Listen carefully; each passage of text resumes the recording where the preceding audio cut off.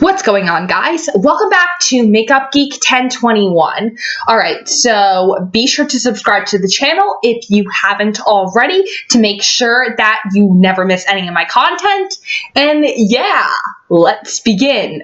Okay, so a fan theory of mine personally, this is just my fan theory, as a fan of the Dark Phoenix saga and a fan of X-Men comics in general. I'm just a huge fan of the Dark Phoenix saga. I feel like I know almost the whole entire thing inside and out, and I know the story by heart. I know everything that happens in it. I know all the events that take place within the Dark Phoenix saga.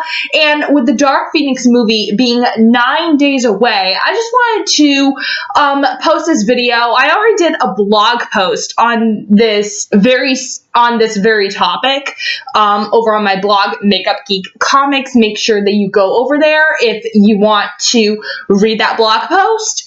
But I actually do have a theory of what could have happened if Simon Kinberg decided to take the more traditional approach with the Dark Phoenix saga. And by traditional, I mean doing every single thing that happened in that saga. And by everything, I mean everything. Shi'ar, Lilandra, everything. And I was actually thinking of this like months ago, that if Simon Kinberg decided to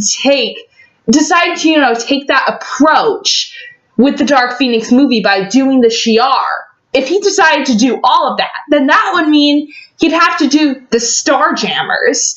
And this is actually something that I was thinking about in terms of Alex Summers. It's like, what the heck would happen to Alex? Because in X-Men Apocalypse, in that movie, we didn't actually see Alex die in that movie. We didn't see anything that happened to him in that film. And we know that Alex was involved in the military. We know his background of him being involved in the military, you know, just like how Scott Summers' father was involved in the military in the comics. And it made me wonder, you know, what if they decided to take the Alex Summers character and make him the Corsair of the Dark Phoenix story. Now, what I mean by that is, in the Dark Phoenix saga, and this is actually a huge spoiler for those of you who probably never read the Dark Phoenix comics, who never saw the cartoon, who never saw any of it, this is a major spoiler for you guys. So if you guys know anything about Corsair at this point, do not leave anything about it in the comments. Don't leave anything about the character of Corsair in the comment section. I will be getting into that at this point. Now, if you do not want spoilers about this section of the Dark Phoenix saga, do not, I'm telling you, stop watching the video right now. If you do not want anything spoiled for you, if you have never read the comic, if you have never seen X-Men the animated series, do not watch this video. Do not, just stop right here, because this is where I get into the spoilery stuff from the original comic. So, in the Dark Phoenix saga, the original one, we see the group called the Starjammers, and what they are essentially a group of space pirates who were kidnapped and captured by the Shi'ar Empire, which was corrupt at the time, and the corrupt Shi'ar Empire was run by D'Ken, who is head of the Shi'ar before Lilandra ends up taking over.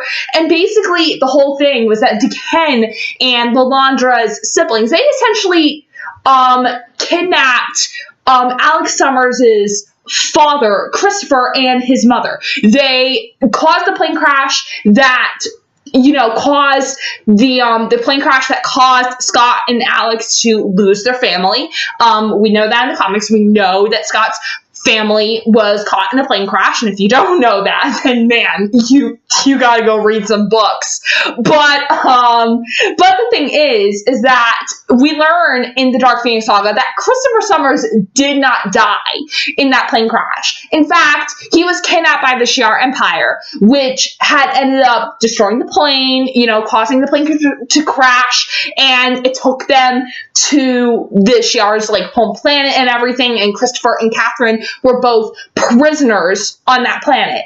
And as a result, Catherine ends up getting questioned by the Shi'ar. She gets tortured and killed in front of her husband. And next thing you know, Christopher, he ends up escaping from the corrupt Shi'ar Empire, and he forms up a group of space pirates called the Starjammers. And it makes me wonder, what if Simon Kinberg decided to take the more traditional approach with the Dark Phoenix saga by having Alex be the one to be captured by the Shi'ar and form up the Starjammers? It is something to think about, because we didn't see Alex die, and in this continuity of the X-Men films, we learn that Alex is the older brother of Scott, not the other way around. He is not the younger brother of Scott in this continuity. This is borrowing from Ultimate Marvel Universe, where Alex is the older brother.